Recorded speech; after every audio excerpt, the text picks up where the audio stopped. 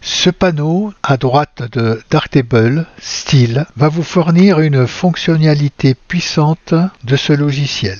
Il enregistre l'historique de développement sous la forme d'un style pour pouvoir l'appliquer à d'autres images. Les styles sont créés dans ce panneau de la table lumineuse ou dans la chambre noire. Si je sélectionne cette image et que je vais dans la chambre noire, je vais retrouver ces styles en cliquant sur cette icône et où je retrouve tous les styles que j'ai dans cette fenêtre style. Alors depuis la version 4.2, nous allons avoir la possibilité, en restant sur un style, de voir l'effet dans cette vignette qui est en dessus, qui va être donné à notre image. Et j'aurai aussi en dessus tous les modules qui sont incorporés dans ce style.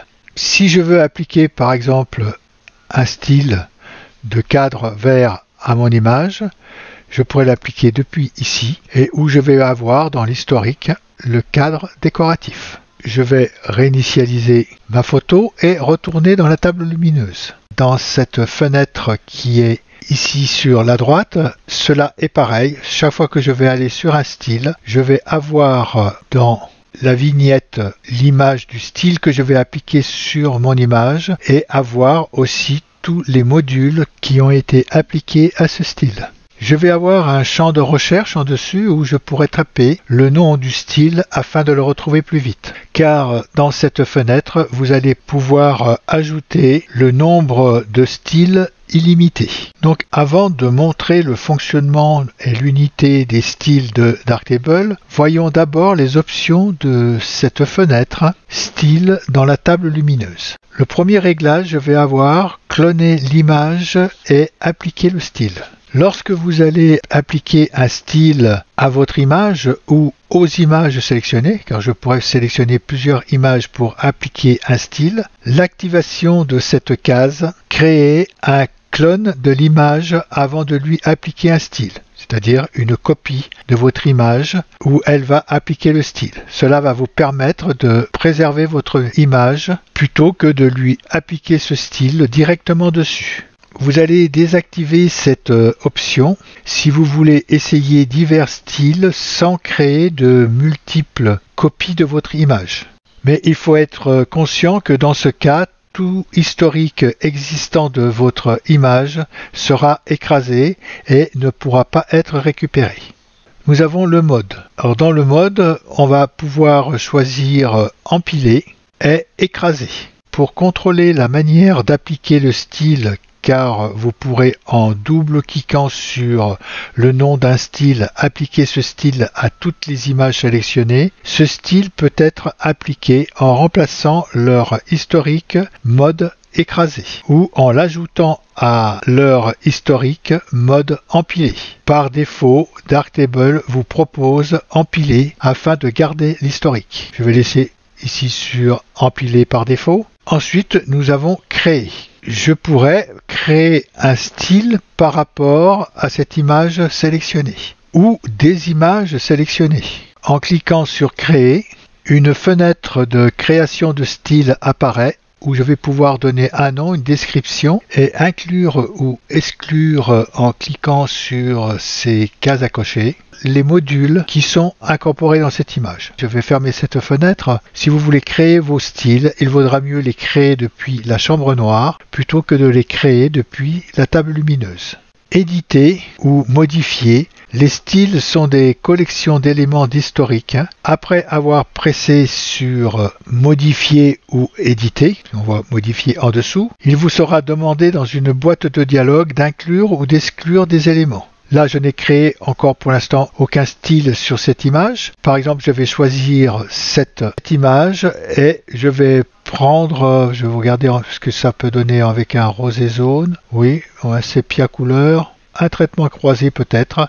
Donc, je vais lui appliquer ce traitement croisé en cliquant 2 fois dessus. Mon image a été dupliquée parce que j'ai cloné l'image et appliqué le style. Et en étant sur cette image, je vais pouvoir éditer le style que je viens d'appliquer à cette image. Alors en cliquant sur éditer, je vois tous les modules qui sont incorporés dans ce style Et dans cette boîte de dialogue, je pourrais éventuellement rajouter des modules ou enlever les modules. Là aussi, vous allez vous servir de cette case éditer si vous avez téléchargé des styles sur Internet et que vous ne voulez pas appliquer tous les modules à votre image. Enlever ou supprimer, cela supprime le style sélectionné sans demander la confirmation. Importer, vous allez pouvoir importer des styles. Les styles sur Darktable sont enregistrés sous des formes de fichiers XML avec l'extension DT Style. DT comme Darktable et Style. Lorsque je vais cliquer sur Importer, je vais devoir aller sur le dossier où j'ai enregistré mes propres styles ou télécharger les styles que j'aurais trouvés sur le net. J'ai téléchargé des styles dans Studio Tuto et tutoriel de Darktable, Darktable Style. Et là, j'ai toute une série de styles pour Darktable que j'ai téléchargé. Je vous donnerai le lien pour télécharger tous ces styles. Vous allez voir qu'il y a de nombreux styles. Je vais cliquer sur, par exemple, celui-ci. Et tous ces styles ont une extension DT Style. Si je voudrais l'importer, il suffira que je clique dessus et que je fasse ouvrir. Et je vois le style qui a été rajouté en bas de ma fenêtre. Et je peux regarder ce que cela va donner avec cette image-là. Elle a déjà vu un style qui était appliqué, donc je vais prendre l'image d'origine et je vais pouvoir regarder ce que donne ce style que je viens de télécharger. Ce style ne m'intéresse pas et donc je pourrais faire enlever.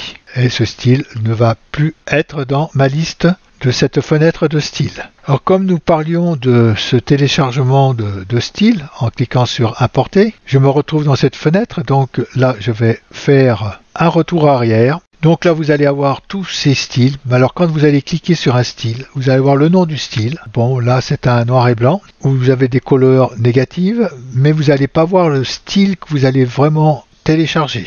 Alors il y a un site que je vous mets ici. Quand vous cliquez ici, lien du style, vous allez trouver sur ce site le nom du style que vous allez télécharger et sur différentes images, il va vous montrer l'effet que cela peut donner. Je vous laisserai regarder dans ces nombreux styles. Et là, je pense que c'est le meilleur endroit où vous allez pouvoir trouver tous les styles. Ils sont très nombreux. Et je pense que vous allez trouver votre bonheur dans ces styles qui sont à votre disposition. Je vais fermer cette fenêtre. Lorsque vous aurez créé votre style, vous allez aussi pouvoir l'exporter et il sera enregistré avec l'extension de fichier XML en DT Style pour Darktable. Nous allons le voir avec nos travail sur ces photos. Et appliquer, cela va appliquer le style à mon image. Je vais revenir sur cette image et puis la supprimer, poubelle, oui. Donc l'utilité de ces styles vont être que nous allons pouvoir appliquer un style que nous avons créé à une image à une autre image qui va être à peu près identique. C'est pour ça que j'ai choisi ces deux images, parce qu'on retrouve à peu près les mêmes couleurs. Le ciel est un tout petit peu plus bleu ici, mais disons que la configuration de ces deux images sont à peu près pareilles. Donc si je crée un style sur cette locomotive, je vais pouvoir reproduire le même style sur ce tracteur. C'est le but de cette fonction style dans Darktable, comme c'est le but aussi dans Lightroom et n'importe quel logiciel de retouche photo. Mais nous allons par exemple pouvoir, comme j'ai fait ici avec le cadre vert, créer un cadre autour de notre image vert et un cadre blanc aussi, n'importe quelle couleur, et mettre ici, et le jour où on voudra juste rajouter un cadre vert, et cliquer sur l'image et appliquer ce cadre vert autour de cette image. Voilà une autre utilité. Donc à présent, nous allons voir comment on va travailler sur cette photo de ce train dans la chambre noire. Je vais cliquer 2 fois dessus pour l'ouvrir dans la chambre noire. Non, là je vais un peu trop vite. Je vais d'abord cloner cette image afin de travailler sur une copie et cliquer 2 fois dessus pour l'ouvrir dans la chambre noire. Les styles vont s'exercer sur les modules et nous allons retrouver tous ces modules dans l'historique de Darktable. Je n'ai jamais travaillé sur cette image, donc L'historique va représenter l'image telle qu'elle a été chargée dans Darktable. Il y a des modules que nous ne pourrons pas changer, tous ceux qui ont des ronds comme ceci, car Darktable attribue ces modules et ne pourront pas être modifiés. On ne pourra sur cette image modifier que l'orientation. Donc l'historique affiche chaque changement d'état activé ou désactivé de tous les modules. Vous pourrez y sélectionner un point afin de retourner à ce point de l'historique du développement. Par exemple, encodage là, je ne vais avoir aucun changement sur mon image, mais tout à l'heure, quand nous allons travailler avec, je pourrai revenir en arrière sur ces points de l'historique. Si on active un nouveau module ou qu'on modifie un paramètre d'un module, tous les modules qui vont figurer dans l'historique en dessus du point sélectionné vont être supprimés. Dans Darktable, vous pouvez sans risque quitter le programme, sortir du mode chambre noire ou passer à une autre image alors que vous avez sélectionné un état quelconque de l'historique reste inchangé.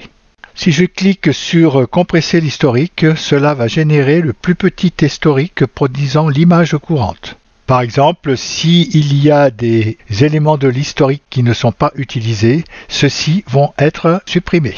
Quand je vais passer avec la souris sur un historique, un infobulle va s'afficher sur toutes les modifications détaillées qui ont été apportées. Là, aucune modification n'a été apportée, donc rien n'apparaît, mais tout à l'heure, quand je vais travailler sur cette image, les modifications apportées dans les modules vont apparaître. Alors, tous les boutons qui vont se situer ici sur la droite, tous les modules, vont nous permettre de travailler avec Darktable et ainsi aussi de créer des styles. Voilà en gros le fonctionnement de l'historique avec les styles. Nous allons en voir un peu plus en continuant à travailler sur cette image. Ce que je souhaite, c'est rendre cette image en monochrome, c'est-à-dire en noir et blanc. Pour cela, et pour chercher plus vite le module monochrome, je vais taper monochrome dans la barre de recherche. Et sitôt que je commence à taper mono, je vois que j'ai monochrome qui est ici et je vais pouvoir activer ce module. Là, nous avons la position actuelle des couleurs. Alors je pourrais, en appuyant sur la touche CTRL de mon clavier et la molette de la souris, agrandir ou réduire ce cercle. Cela va me permettre de sélectionner plus ou moins de pixels sur la valeur de pourcentage de monochrome que je souhaite mettre sur la photo. Je vais laisser ce réglage par défaut de Darktable et plutôt déplacer cet arc de cercle pour voir avec quel pixel je vais avoir le meilleur rendu sur cette photo. Et en déplaçant cet arc de cercle, sitôt que je le déplace, vous voyez que mon image est devenue noir et blanc. Je vais trouver la position la mieux adaptée sur mon image pour avoir le noir et blanc que je souhaite. Pour cela, je vais monter plus dans les rouges comme ceci, voilà, et la laisser comme cela. Travailler sur les hautes lumières, cela ne va pas me servir sur cette image, mais je pourrais éventuellement travailler sur les hautes lumières pour accentuer un peu plus ce noir et blanc. Mais je préfère, pour accentuer ce noir et blanc, aller dans le module exposition. Là, c'est pareil, je vais taper exposition et sitôt que j'ai tapé les 3 premières lettres, j'ai le module exposition. Alors je souhaite rendre cette image un peu plus noire, donc je vais travailler uniquement avec l'exposition sur la correction du niveau du noir. Et pour ça, je vais l'augmenter. Vous voyez que là, mon image devient plus noire et je vais la laisser vers un petit peu redescendre peut-être, voilà, 780, 775 comme ceci. Et pour rendre cette photo un peu plus ancienne, je vais créer un cadre autour de cette photo qui va être un cadre blanc. Pour cela aussi, je vais taper cadre. Je vais avoir le cadre décoratif qui est ici et je vais cliquer dessus. Donc là, j'ai la couleur de bordure qui va être blanche. La couleur du cadre interne, cela ne va pas me gêner. Et je vais travailler sur la taille du cadre.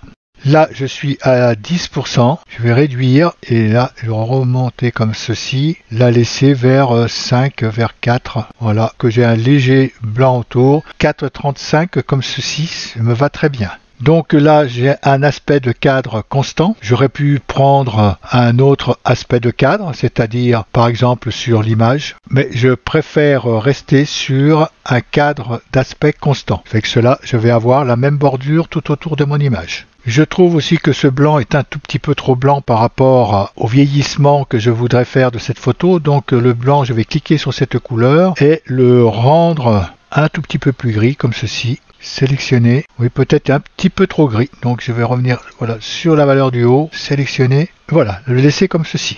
Et pour finir le réglage de cette photo et la vieillir un peu plus, je vais rajouter du grain. Pour cela, je vais taper grain, appeler le module grain et augmenter la granulité jusqu'à, oui, je peux même bien la augmenter, comme ceci, la force aussi.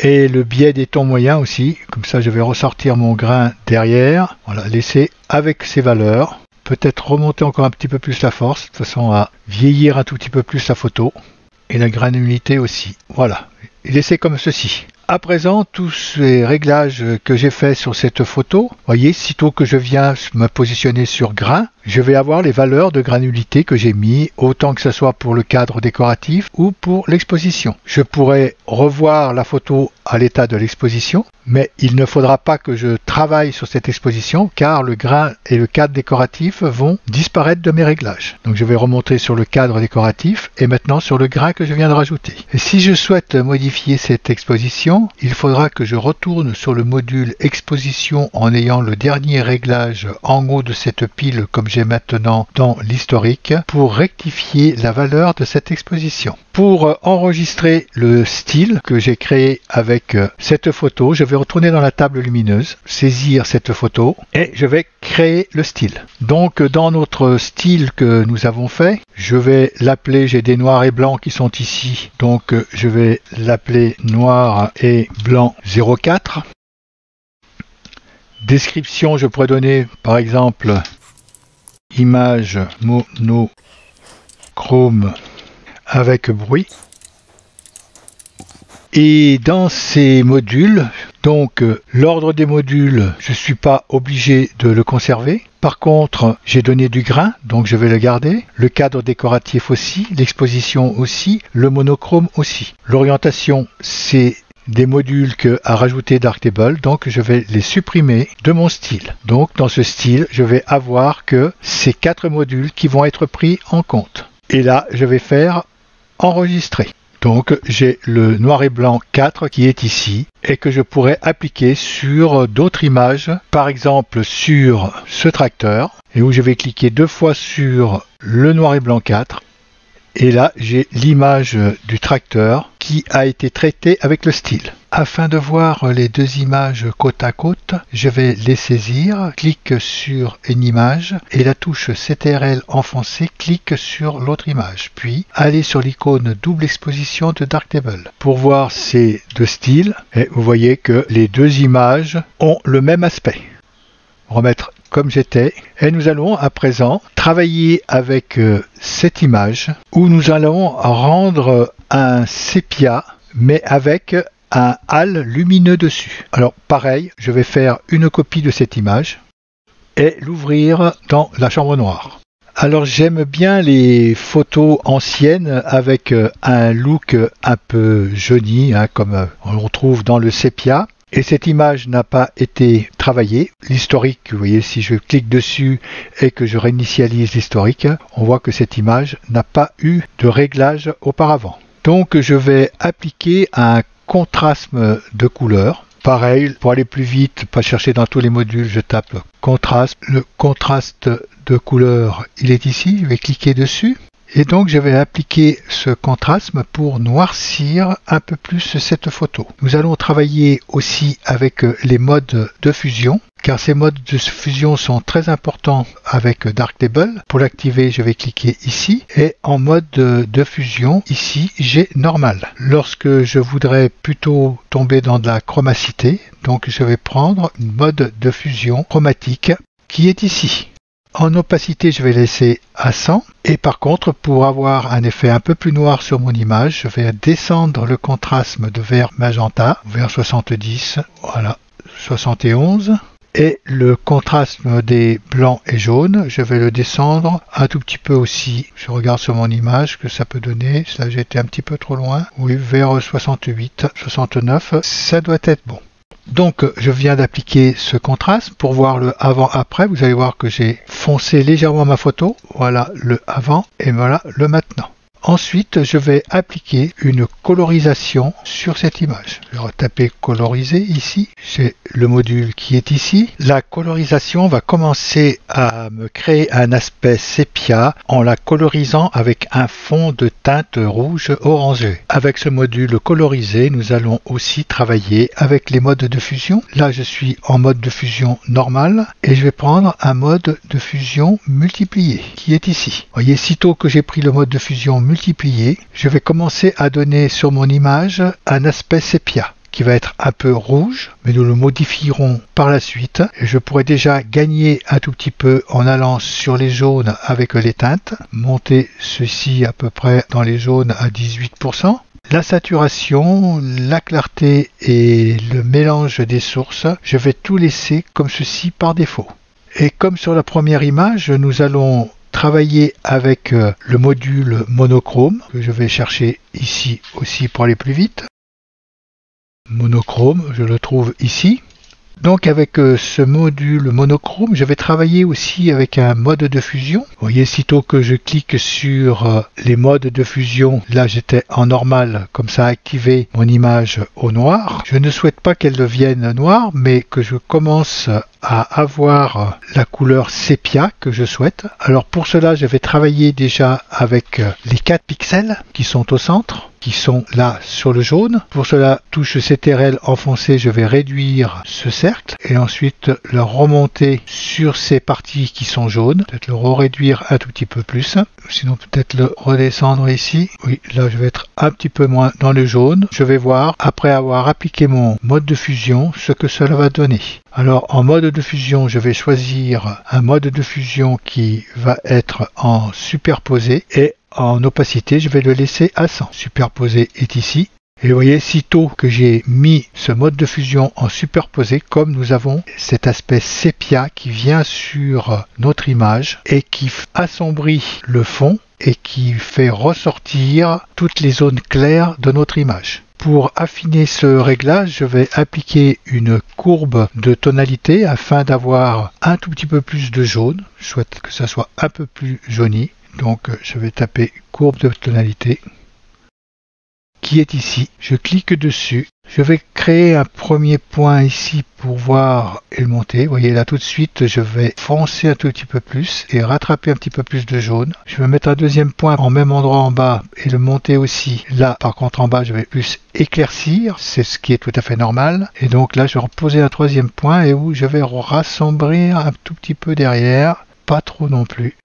Et ce point-là, peut-être le remonter, de façon que je me retrouve un tout petit peu plus jaune et celui-là le redescendre. Voilà, en étant comme ceci, je suis parfait. Donc, je viens de réaliser l'éclaircissement de cette personne que je souhaitais et pour retrouver encore plus de jaune, parce que là je n'en ai pas encore assez, je vais faire une correction de couleur.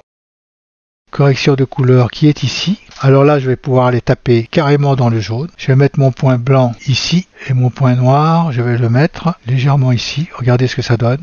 Là, oui, je suis même un peu trop jaune. Donc je vais redescendre mon point noir un petit peu sur ce jaune qui est plus clair et celui-ci le descendre plus sur l'orangé. Voilà. Donc là, le réglage, il est pas mal. Peut-être redescendre encore un tout petit peu. Oui. Vous voyez, quand je bouge, l'effet sur mon image et donc je vais le laisser comme ceci. Là, je n'ai pas travaillé avec des modes de fusion. C'était juste pour rattraper la couleur sépia que je voulais mettre sur mon image. Pour moi, mon image à présent me plaît. Je vais pouvoir l'enregistrer comme ceci. Alors bien sûr, on pourra aller encore plus loin dans ces réglages, créer par exemple le cadre blanc, la vieillir avec du bruit aussi, ou sinon, pour donner un effet encore plus de vieillissement, la vieillir en l'exportant dans GIMP et en lui mettant un calque sur cette image pour la vieillir de plus, vous voyez que à partir de ce que je viens de faire sur cette image, toutes les possibilités que nous allons avoir. Si vous voulez, je vous ferai un autre petit tutoriel justement à partir de cette base d'images que nous avons ici et que je vais enregistrer d'ailleurs. Pour l'enregistrer, je vais retourner dans la table lumineuse.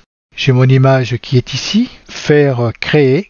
Donc le nom, j'avais déjà des sépias ici de couleur, j'ai un sépia doux, je vais pouvoir l'appeler sépia spot parce qu'on a un reflet de lumière qui est dessus. Donc là c'est pareil, l'ordre des modules je vais pas le prendre, j'ai fait une correction de couleur, une courbe de tonalité, je l'ai colorisé, un contraste de couleur. Par contre l'orientation et tous ces modules étaient déjà incorporés dans Darktable. Donc Sepia Spot et donc mettre ici effet de lumière